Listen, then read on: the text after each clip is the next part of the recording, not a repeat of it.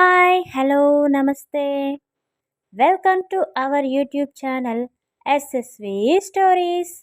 ఈరోజు మనం చెప్పుకోబోతున్న కథ హృదయభాను పార్ట్ 33. ఓకే, ఇక ఏమాత్రం ఆలస్యం చేయకుండా కథలోకి వెళ్ళిపోదాం. అన్నయ్య భయపడడం ఏంటి అంటుంది వాణి. అది అంతేరా, ఎలాంటి అబ్బాయి అయినా, ఎంత డేరింగ్ పర్సన్ అయినా అమ్మాయిల దగ్గర లవ్ ప్రపోజ్ చేయాలంటే భయపడక తప్పదు. వన్స్ వాడు ప్రపోజ్ చేశాక ఆ అమ్మాయి నో అంటుందేమో అని వాడి భయం. అందుకే వాడు కొంచెం టైం తీసుకుంటున్నాడు అని చెప్తాడు శివ. ఓ ఓకేలే, ఎలా అయితే ఏంటి, తొందరలో అన్నయ్య పెళ్లి చేసుకోబోతున్నాడు అని సంబరపడుతూ వదినమ్మ చాలా అందంగా ఉంది, మేడ్ ఫర్ ఈచ్ అదర్ అంటుంది వాణి. శివ కూడా అవునురా, చాలా చక్కని జోడి అని నవ్వుతాడు. తరువాత కృష్ణకి కాల్ చేసి పండు వాళ్ళని డ్రాప్ చేసినట్టు చెప్పి అతను వెళ్ళిన పని అయిందా అని అడుగుతాడు. లేదురా, చిన్న ప్రాబ్లం వచ్చింది, క్లియర్ చేస్తున్నాను అని చెప్తాడు కృష్ణ. ఓహ్ ఓకే, మరి నేను ఇంటికి వెళ్ళిపోనా అని అడుగుతాడు శివ. ఓకేరా, వాణిని తన కాలేజ్ దగ్గర డ్రాప్ చేసి వెళ్ళు అని చెప్తాడు కృష్ణ. ఓకేరా బాయ్ అని చెప్పి కాల్ కట్ చేస్తాడు శివ. తరువాత వాణిని తీసుకుని తన కాలేజీ దగ్గర డ్రాప్ చేసి వాళ్ళ ఇంటికి వెళ్ళిపోతాడు. ఆఫీస్కి వెళ్ళిన పండు ప్రాజెక్టుకి సంబంధించిన డీటెయిల్స్ తీసుకుని ఆ వర్క్లో ఫుల్ బిజీ అయ్యి వర్క్ చేస్తూ అందరికీ దగ్గర ఉండి వాళ్ళ డౌట్స్ క్లియర్ చేస్తూ ఎక్కడా పొరపాటు రాకుండా కేర్ఫుల్గా ప్రాజెక్ట్ని కంప్లీట్ చేయాలి అని టీం మెంబర్స్కి జాగ్రత్తలు చెప్పి ఆమె వర్క్లో మునిగిపోతుంది. హృదయ్ ఇంట్లో, లతా గారు కిచెన్లో బ్రేక్ఫాస్ట్ ప్రిపేర్ చేస్తూ ఉంటారు.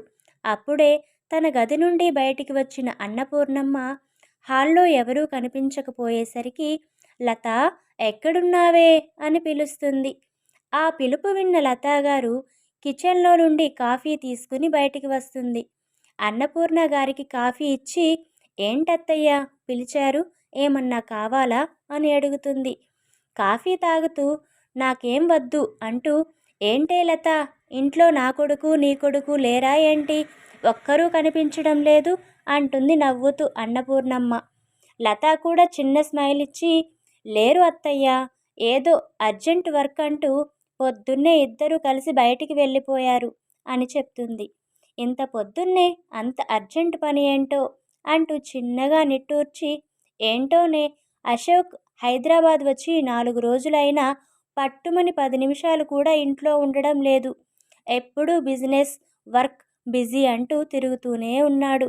వాడికి తోడు ఇప్పుడు చిన్నాని కూడా వాడిలా పని పని అంటూ వాడు వచ్చినప్పటి నుండి ఏవేవో బాధ్యతలు అంటూ చిన్నాని కూడా ఆఫీస్లోనే ఉంచేస్తున్నాడు. వీళ్ళని ఇలానే వదిలేస్తే ఆ తండ్రికి తగ్గ కొడుకుల హృదయ్ కూడా బిజినెస్ బిజినెస్ అంటూ ఆ ఆఫీస్ చుట్టూ తిరుగుతూ పెళ్లి చేసుకోవాలి అనే విషయం మర్చిపోయేలా ఉన్నాడే అంటూ ఆమె ఆవేదన వ్యక్తం చేస్తుంది. అలాంటిదేం లేదులే అత్తయ్య, హృదయ్కి ఎండీగా బాధ్యతలు అప్పగించాడు కదా, అవేవో ఫార్మాలిటీస్ ఉన్నాయని ఆ పనుల్లో కొంచెం బిజీగా ఉన్నారు అంతే. అయినా హృదయ్ తొందరలోనే పెళ్లి చేసుకుంటాను అని మాట ఇచ్చాడు కదా, తప్పకుండా ఈ సంవత్సరం మీ మనవడు మన ఇంటికి మీకు నచ్చేలా మనవరాలిని తీసుకుని వస్తాడు, చూస్తూ ఉండండి అని చెప్తుంది లత.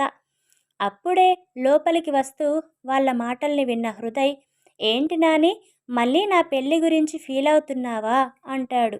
అవును అన్నట్టు తలూపుతుంది అన్నపూర్ణ గారు. చెప్పానుగా నీకు, తొందరలోనే నీ కోరిక తీరుస్తాను అని. నువ్వు ఇంకా దాని గురించి ఆలోచించకుండా నీ హెల్త్ జాగ్రత్తగా చూసుకో, వచ్చే మనవరాలితో కలిసి అల్లరి చెయ్యాలిగా అని చెప్తాడు హృదయ్. హృదయ్ ఆ మాత్రం గట్టిగా చెప్పేసరికి ఇంక వాళ్ళ నాని దిగులు మొత్తం పోయినట్టుగా తప్పకుండా నేను నా మనవరాలు కలిసి ఇల్లంతా సందడి సందడి చేసేస్తాం అంటుంది ఎంతో సంతోషంగా. మరి నేను వద్దా అమ్మా మీ టీంలోకి అంటూ వస్తారు అశోక్ గారు గది లోపలికి. నువ్వు ఎప్పుడూ మా టీంలోనే కన్నా అంటుంది అన్నపూర్ణమ్మ.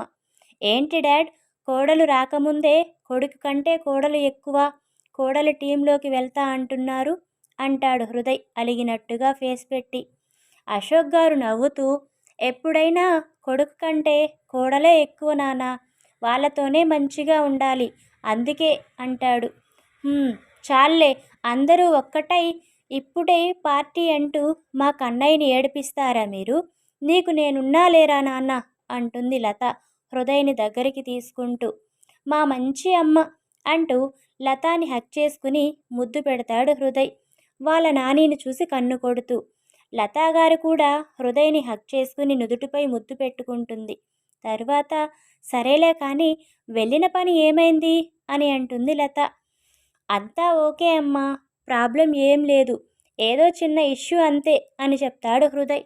హో ఓకే, మరి వెళ్ళి మీ ఇద్దరూ ఫ్రెష్ అయ్యి రండి, అందరం కలిసి టిఫిన్ చేద్దాం అని చెప్తుంది. అలాగే అంటూ అశోక్ మరియు హృదయ్ ఇద్దరూ ఫ్రెష్ అవడానికి వాళ్ళ గదుల్లోకి వెళ్తారు. వాళ్ళు వచ్చేలోపు లత పనమ్మాయి కలిసి అన్నీ టేబుల్పై సర్దేస్తారు. ఈలోపు వాళ్ళిద్దరూ ఫ్రెష్ అయి వస్తారు. అందరూ కూర్చుని మాట్లాడుకుంటూ తింటూ ఉంటారు. మధ్యలో అశోక్ గారు, అవును హృదయ్, అడగడం మరిచేపోయాను, రాజ్ ఎక్కడా? నేను వచ్చి 4 days అయినా కనిపించడం లేదు అని అడుగుతాడు. వాడు ఊర్లో లేడు డాడ్, ఏదో వర్క్పై వేరే ఊరెళ్ళాడు, 1 or 2 daysలో వచ్చేస్తాడు అని చెప్తాడు హృదయ్. ఓహ్ అవునా అంటూ సరదాగా కబుర్లు చెప్పుకుంటూ అందరూ కలిసి భోజనం చేస్తుంటారు. అలా హృదయ్ వాళ్ళు ఆ సమయాన్ని సరదాగా గడిపేస్తారు. నెక్స్ట్ డే నుండి హృదయ్ ఇటు తన జాబ్ చేసుకుంటూ అటు తన కంపెనీ వర్క్ని రెండింటికి ఇంపార్టెన్స్ ఇస్తూ ఏ ఒకదాన్ని నెగ్లెక్ట్ చేయకుండా చాలా జాగ్రత్తగా హ్యాండిల్ చేస్తుంటాడు. అలా 2 బాధ్యతల వల్ల టైం లేనంతగా ఫుల్ బిజీ అయిపోతాడు. ఇటు పండు కూడా వాళ్ళకి ఇచ్చిన ప్రాజెక్ట్ని ఛాలెంజ్గా తీసుకుని వాళ్ళకి ఇచ్చిన టైం కల్లా దాన్ని ఫినిష్ చేయాలి అనుకుంటూ ఎక్కడా ఎటువంటి పొరపాటు జరగకుండా జాగ్రత్తలు తీసుకుంటూ ఆ వర్క్లో చాలా బిజీ అయిపోతుంది.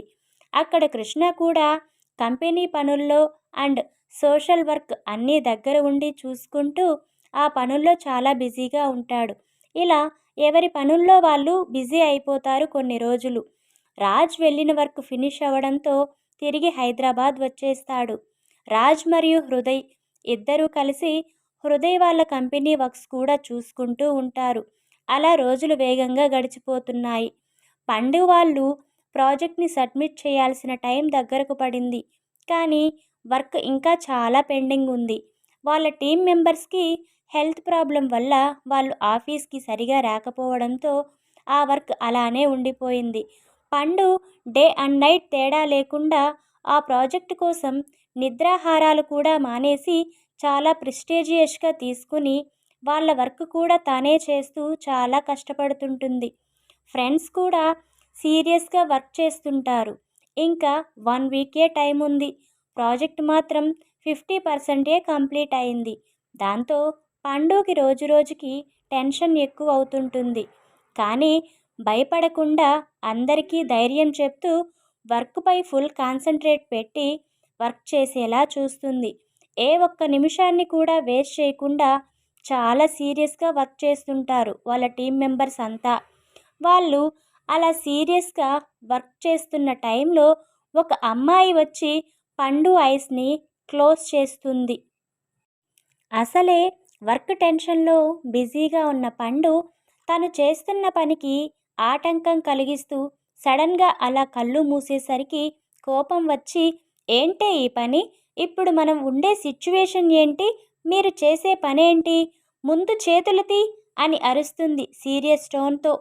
వర్క్లో లీనమైపోయున్న ఫ్రెండ్స్ అంతా పండు అలా కోపంగా అరిచేసరికి ఏమైంది దీనికి అన్నట్టు చూస్తారు పండు వైపు. అలా చూసిన వాళ్ళకి అక్కడ కనిపించిన అమ్మాయిని చూసి ఫుల్గా షాక్ అవుతారు. ఐస్ క్లోజ్ చేసిన అమ్మాయి పండు అరుపుకి భయపడి వెంటనే చేతులు తీసేస్తుంది. పండు నెమ్మదిగా కళ్ళు తెరిచి ఎవరు ఈ పని చేసింది అన్నట్టు వెనక్కి తిరిగి ఆ అమ్మాయి వైపు సీరియస్గా చూస్తుంది. అక్కడ ఉన్న అమ్మాయిని చూసి మొదట షాక్ అయినా తర్వాత హ్యాపీగా ఫీల్ అయ్యి లేచి గట్టిగా ఆ అమ్మాయిని హక్ చేసుకుంటుంది. ఆ అమ్మాయి కూడా సంతోషంగా హక్ చేసుకుని తర్వాత పండుని చిన్నగా వెనక్కి నెడుతుంది చిరుకోపంగా. ఇప్పుడు ఆఫీస్లోకి వచ్చి పండు కళ్ళని క్లోజ్ చేసిన ఆ అమ్మాయి ఎవరో నెక్స్ట్ పార్ట్లో తెలుసుకుందాం. మీకు కనుక మన స్టోరీస్ నచ్చుతున్నట్టయితే please like, share, comment and subscribe.